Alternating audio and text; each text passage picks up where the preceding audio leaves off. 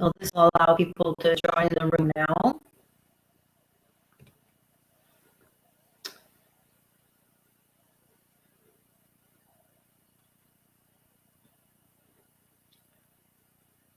So now we've got people starting to come in, so welcome. Welcome. I see Dave, you're here. Sorry, I'm looking over the side of my screen. And David, welcome. And Kim, welcome.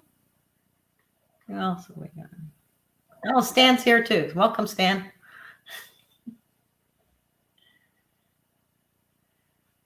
And as people are joining, I think to respect everyone that's arrived on time, we'll start our session. I'm Sophie Matthewson. I'm the Vice Chair of the Development Sector under the Infrastructure and Energy sector of Sustainable Orillia, and I'm very pleased to be here today. Before we start, we'd like to do a land acknowledgement and acknowledge that we are on the traditional territory of the Anishinaabe peoples. I wish to recognize the long history of First Nations and Métis people in Ontario and show respect to them today.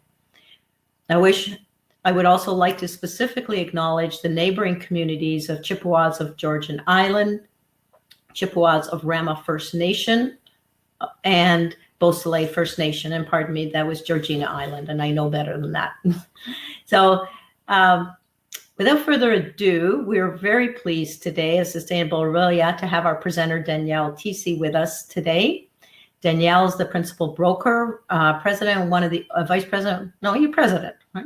And one of the owners of McLean Dickey Ltd, an Orillia-based insurance broker that has been in operation for over 90 years.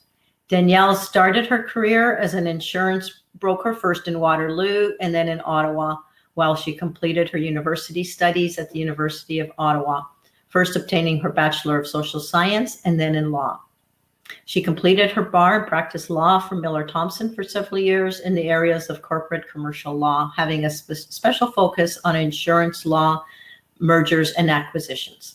Danielle left Miller Thomson in 2003 and started consulting for various insurance companies on an independent basis, leading various projects ranging from risk management projects, gap analysis work, acquisitions, and providing general opinions and assistance on a variety of issues and projects.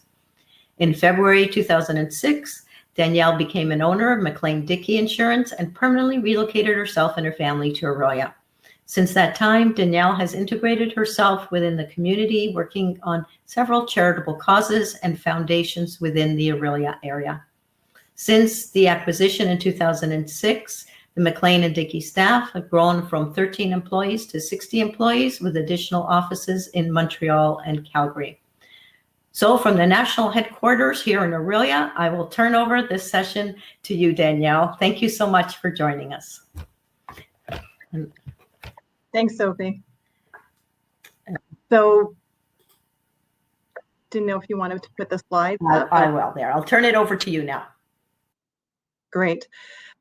So today, the focus of the presentation today is to talk about climate change, extreme weather, and how that is interacting with the insurance industry in Canada. At this point, I mean, I'll welcome, you'll see that there is a chat panel there. If you have any questions throughout the presentation, please put them up and I will try to address them as they come up to make this session a little bit more interactive. So the goal of this session is first to review the data on global warming, how climate change is impacting the insurance sector, the types and the trends of weather events that we are seeing, and specifically we're seeing it from an insurance perspective, and what the insurance industry has been paying out in insurance losses related to these weather events. We were going to look at current coverage available under an insurance policy and available solutions at all levels to mitigate some of the effects of weather on our properties. And this is applicable to both personal properties, so homeowners, and for business properties, so commercial properties. So from a global warming perspective, both past and future warming in Canada is on average about double the magnitude of global warming throughout the world. Since 1948, so in the last 72 years, Canada's annual average temperature has warmed up by 1.7 degrees Celsius. And in the last 10 years, it has been the warmest decade on record in Canada. Since the 1970s, each successive decade has been warmer than last, with warming accelerating significantly since the 2000. So extreme weather events in Canada have increased by a factor of 5 over the last 30 years. And from insured losses perspective, from natural disasters, it has quadrupled in the last 30 years. So it is significant. If we look at last year, extreme weather across Canada cost the insurance industry as a whole about $1.3 billion in insurance damages. But since in the last decade, since 2010, the average annual insured loss due to extreme weather events has been over $1 billion every year. But this isn't solely an insurance industry issue. It is an economic and societal one as well, because for every insured dollar spent for insured damage, there is $3 or $4 of uninsured costs that is either paid by the government, it's paid by businesses and or individuals. So this is losses or damage that is not insured or not insurable.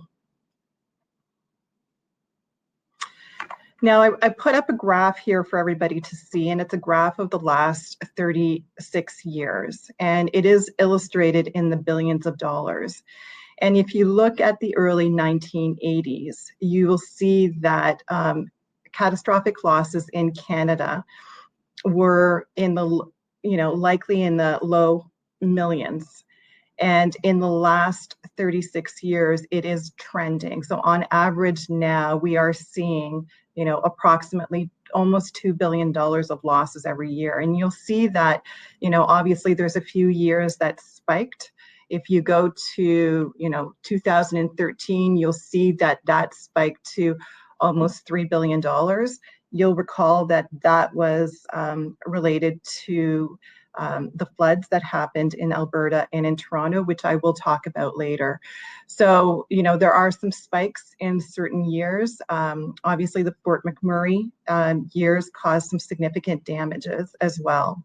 But it gives you an illustration that it is trending. So as weather is changing, it is having a significant impact on the insurance industry and how many losses are being paid. If we look at just this year alone, so you'll recall, or you may recall, that there was a hail, rain, and windstorm in Alberta on June 13th.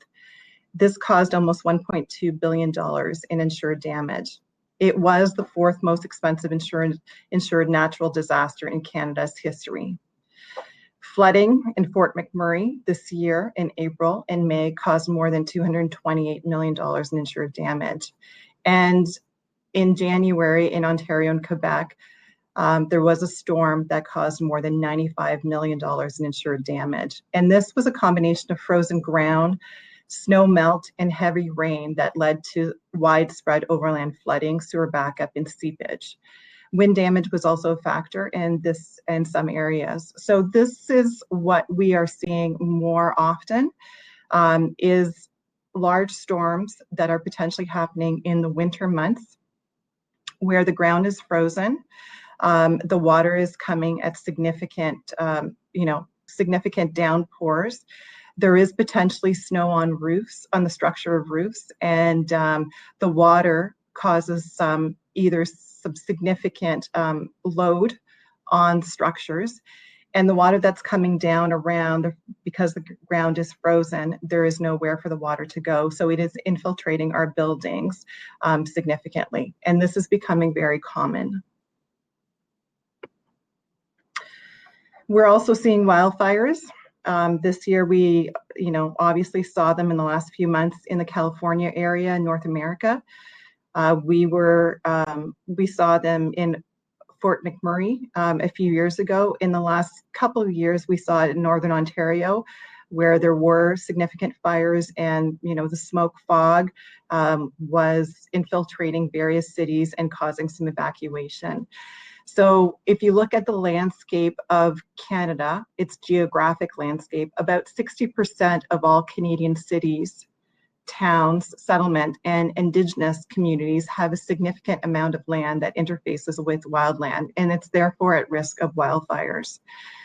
They are projecting that most communities threatened by wildfires and who are in regions whose burn areas are projected to increase by 50 to 200% due to climate change. So this issue is projected to get worse.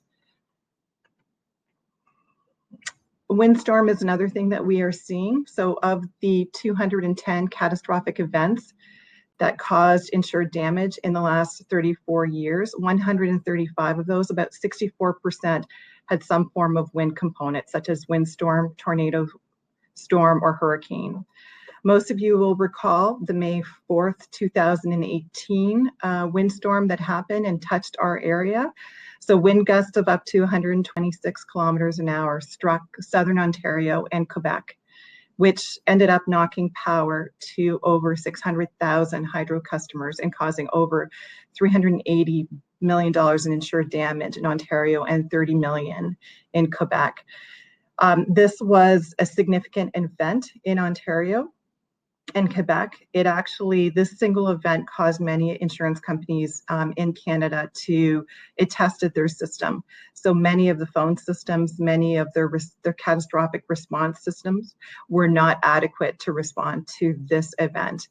And although we were talking about wind mostly, what that meant was trees were down. They were down on structures, on homes, on vehicles, on power lines, and it caused widespread. So although the losses in not all cases were significant, there was just the number of them and the volume was significant that was coming through.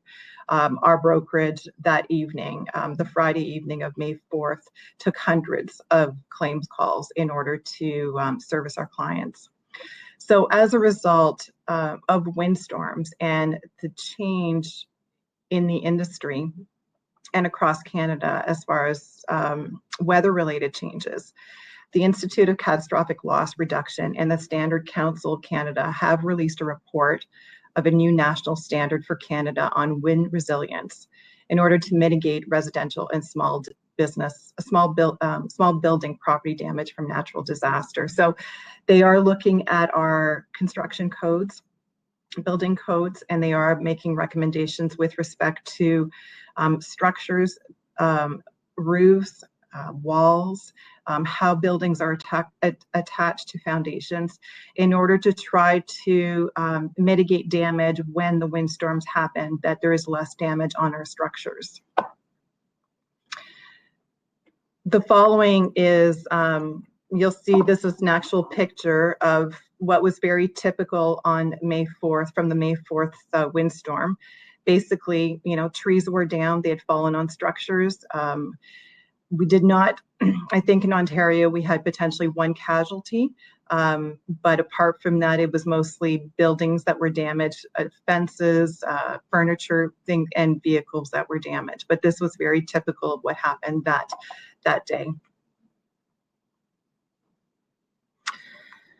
But the most common and the highest cause for losses is floods.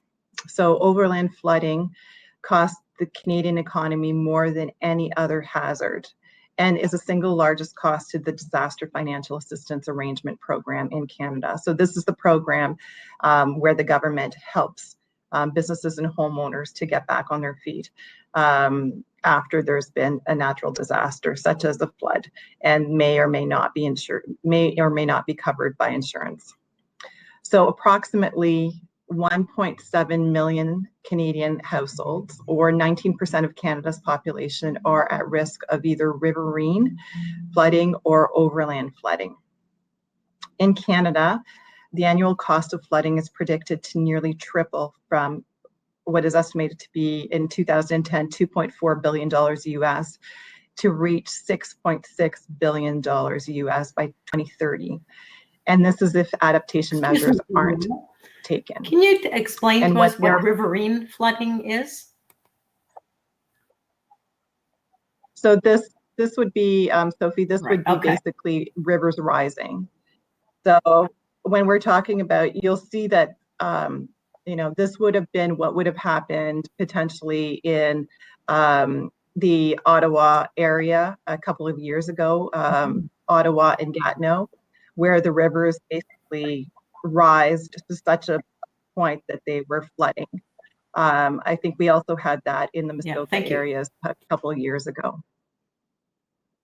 As opposed to overland flooding, where you could describe that more as kind of the torrential rain coming down and it hits the surface and it has nowhere to go. And therefore it starts to accumulate. Potentially the infrastructure of municipalities can't keep up, and the water accumulates basically above ground. No problem. So what they are predicting is that, you know, the number of Canadians affected by floods is going to grow from 200,000 in 2010 to more than 350,000 in 2030.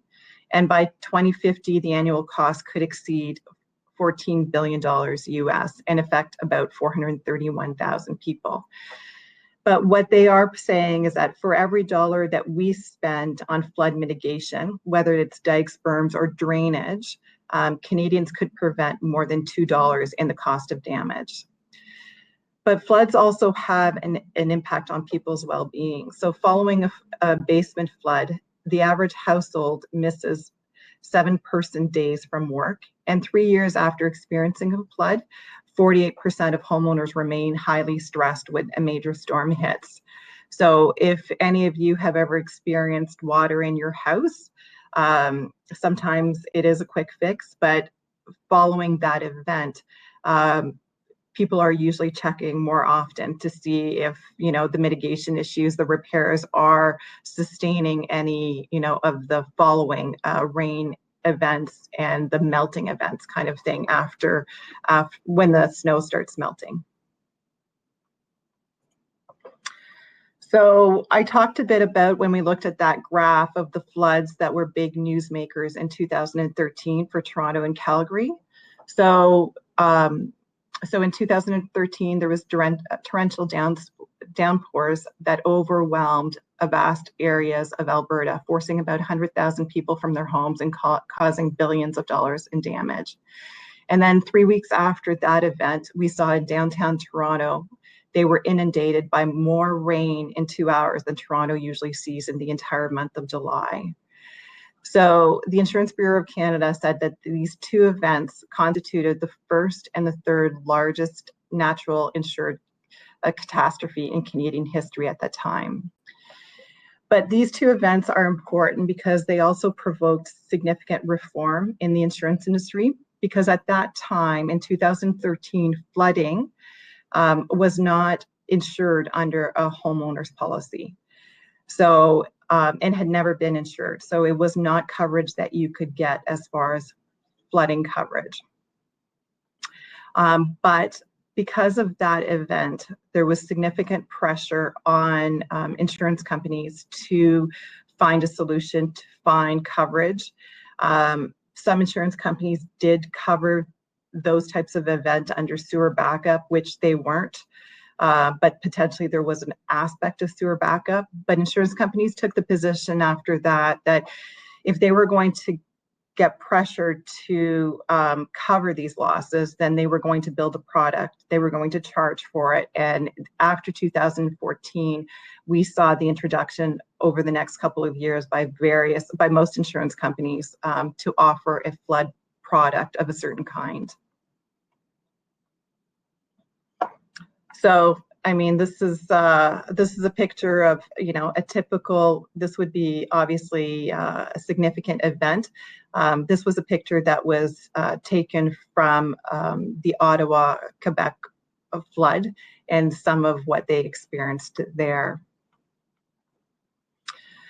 So when we look at insurance flood coverage, so what you would see under a policy we talk about water, but there's various aspects of water and water coverage under an insurance policy.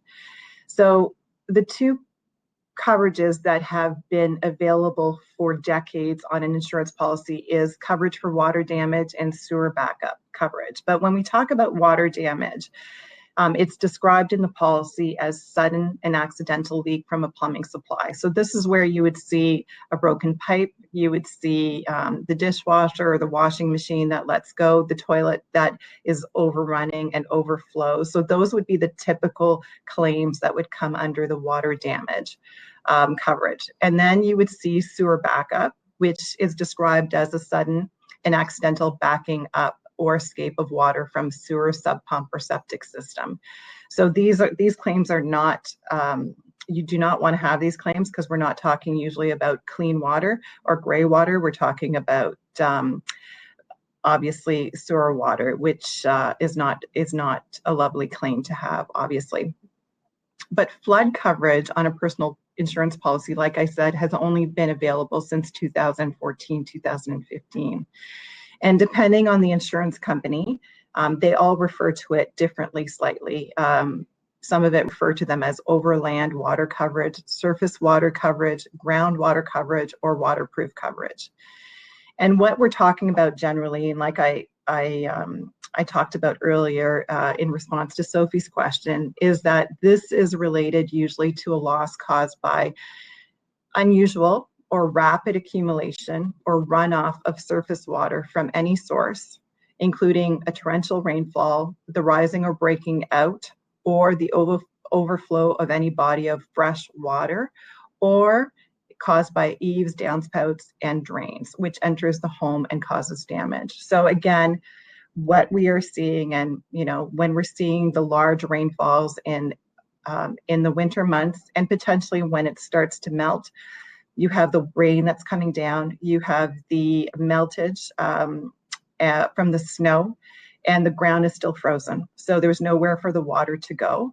And coupled with that, depending on the type of winter that we've had, if there's accumulation of snow on a roof, potentially you also have the rain that compounds that snow, and then you have either excessive meltage or you have weight issues that present. So a few years ago, depending on that, we had a significant winter where we had an accumulation of a significant amount of snow. But coupled with that is that we would have these warm days where it would rain, and then the snow on structures would compound. And then it would freeze again. And this happened over time. And that winter, we had significant buildings that collapsed. So either where they're barn structure or separate garages or things like that. So, and these structures had been up for a significant amount of time with no issues. So flood coverage on a commercial property insurance has been available for decades. So you could, although you couldn't get flood coverage on a personal property policy like a homeowner's, you could get it on a commercial property. And it was available, but it was available at high deductible. So right now on a commercial policy, we are seeing deductibles that start at about $25,000. But when we talk about flood coverage, we're basically saying it's not necessarily available to all personal or commercial properties. So it is based on location of the property. And based on the location, you may or may not be able to get full coverage. You may only be able to get limited coverage, or no coverage may be offered. So various insurance companies have their own assessment, their own flood maps. They all have their own criterias. And based on those, there are some properties that we cannot get water coverage for. So, so you'll see in the polls here, there's some questions in the polls that basically outline one of the. Sorry, do you want the water Sophie, question? can you put up that Danielle? one question? Yes. Yes, please. So we're going to put up a question for the group, basically asking you if you are aware of the water coverage that you have on your current insurance property policy. And if you're aware that if you have the flood coverage, or what they would call waterproof coverage over land coverage. So I'll leave that to you, and I'll just continue, and we'll revisit that in a minute. So insurance premiums and deductibles for flood coverage continue to increase year over year, mainly because we continue to see more and more water coverage, water insured losses related to flood and overland. And insurability of a property becomes difficult if there have been past water claims. So if we have a client that has had 1 or 2 water claims in the last 5 years, we may have an insurance company that says that they don't want to renew them. And if we try to place that risk with another insurance companies are not willing to take on any properties to insure if there have been past water claims. So it goes to really evaluating this coverage. It goes to working with our clients in order to, if there is a water related claim, to see if we're going to put it through insurance, because the repercussions, if there is one or more over the last 4 or 5 years, can be significant. We just in the last couple of weeks worked with one of our clients that had 2 water claims in the last 5 years. One was basically a sub pump failure where it backed up in the basement. And the other one was a water claim, but related more to the pool. The insurance company basically provided us notice that they did not want to continue to insure the risk.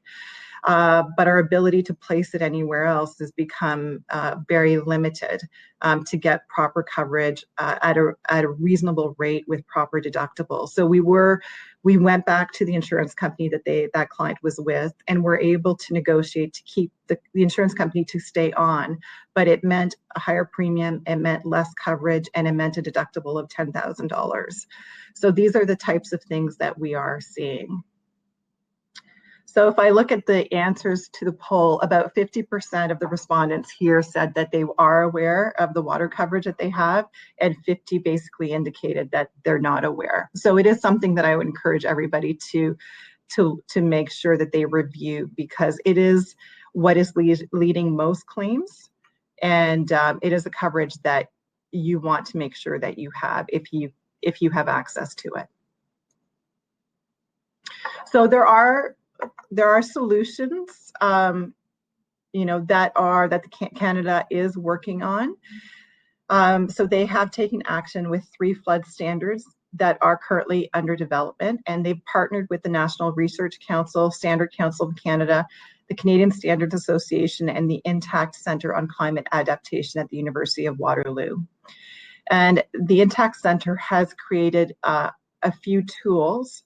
The first one being the Basement Flood Protection Guideline, which basically provides direction to homeowners and inspectors with ways to mitigate flood risk outside and inside the house.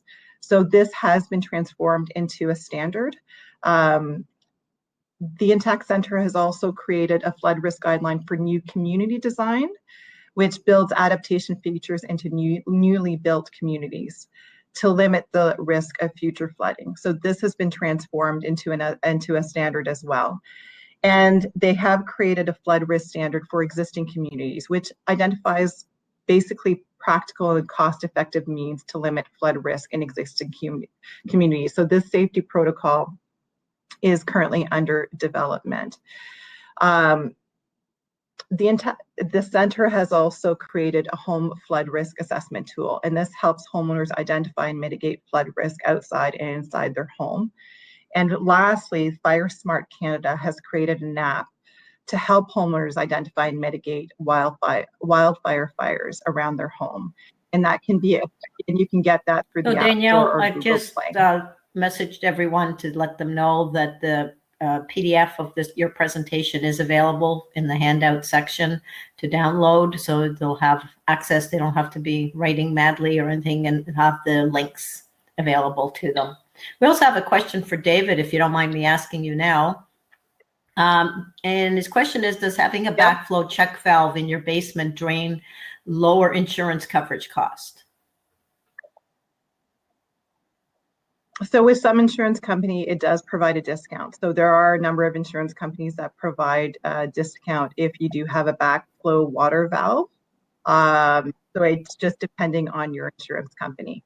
But for example, Intact Insurance does provide a discount for having a backwater Great. flow Thanks, valve Danielle. installed. Okay. So the other solutions that are out there, and I'm certainly not an expert on these, but there are recommendations that we do have natural infrastructures that are available to us that would help mitigate. So this would be nature-based adaptation solutions that can either regulate the water flow, protect shorelines, cool cities, and complement built infrastructure. What they are saying is that they can also provide 1/3 of the climate mitigation needed between now and 2030 to keep global warming below the 2 degrees Celsius. And natural assets like we do have, like wetlands, forests, and ponds, they help communities in Canada better manage flood risk. And they also provide a range of other ecosystem benefits and savings, ranging from savings from 200,000 to 414 million, compared to what the cost would be to build the infrastructure.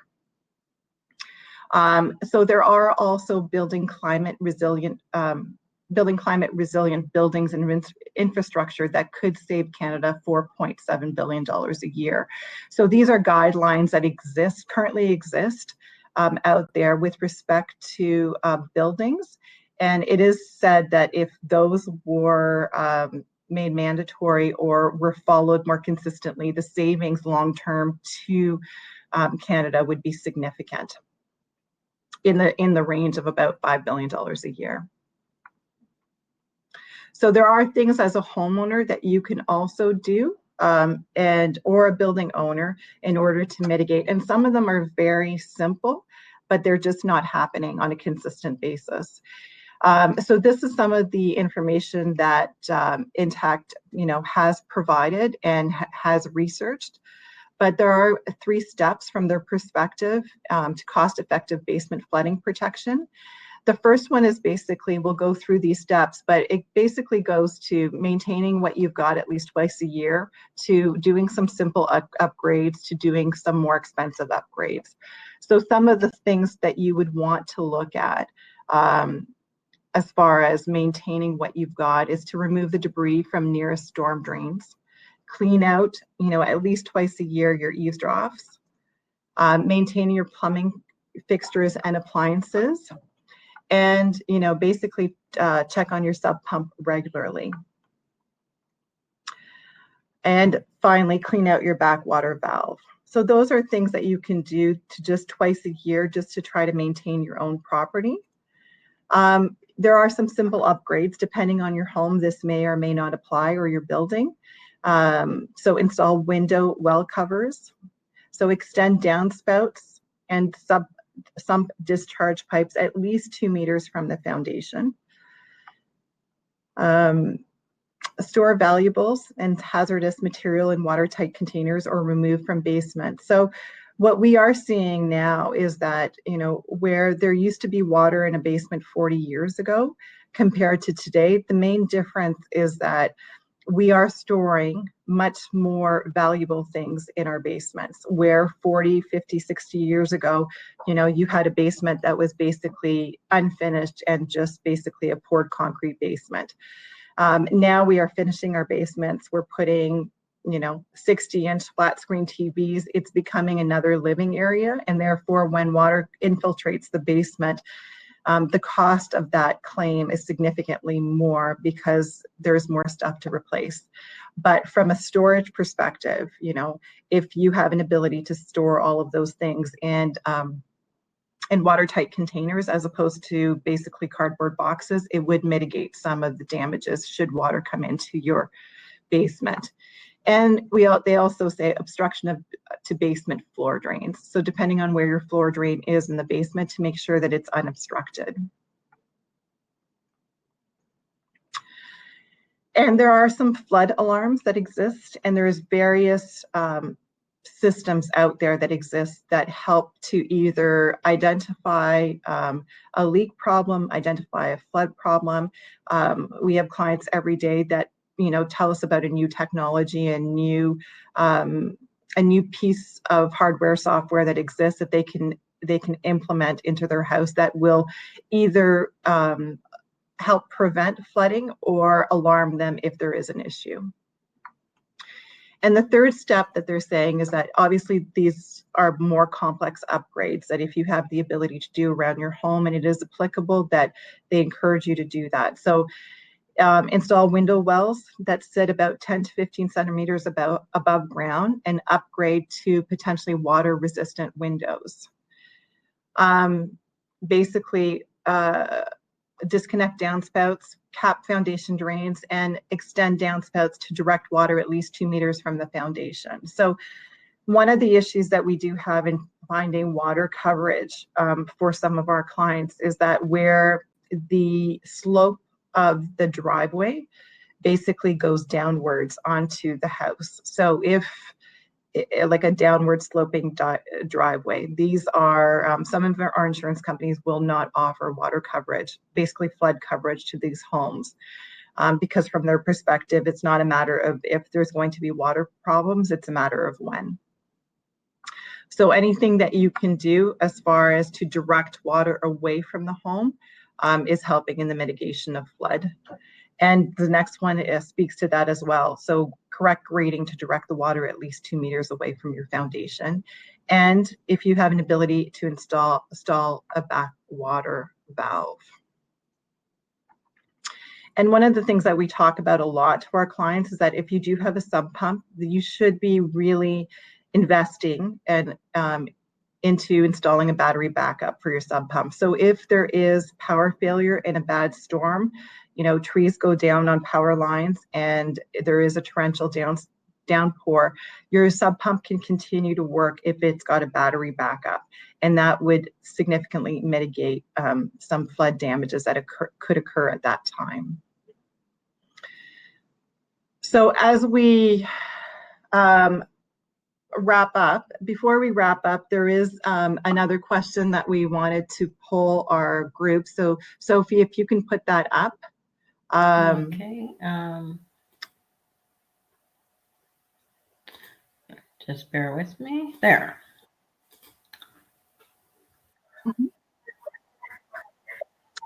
So our next question is, have you personally experienced an extreme weather event that has resulted in an insurance claim in the last 5 years?